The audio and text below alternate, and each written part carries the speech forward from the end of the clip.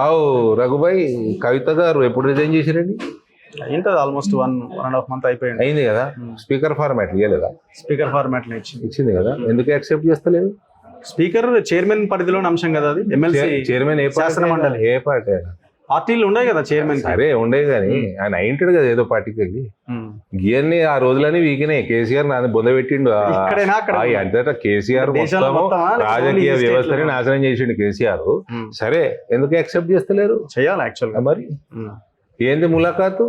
అరెస్టులు ఎందుకు ఇస్తలేవు? ములాఖాతేనా ఇది? నువ్వు ఎందుకు అరెస్ట్ చేస్తలేవు? నువ్వు వేసిన కమిటీ దొంగ అన్నాక నీకు చేతనైతలేరా? నీ కాళ్ళు అనుకుతున్నాయా కేసీఆర్ అరెస్ట్ చేయనీకే? ఈ కార్ రేస్ ఏమైంది?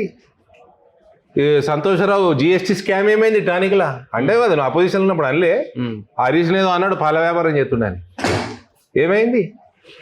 ఏంది ములాఖాత్? మరి రిజిగ్నేషన్ యాక్సెప్ట్ చేసుకోనికే చెప్పు. ఆయన మంచి ఫుట్బాల్ ఇవన్నీ పక్కన పెడతానికి, ఇవన్నీ డైవర్ట్ చేసుకోవడానికి బీసీల ఆత్మగౌరవంతో ఆడుతున్న ఆట రేవంత్.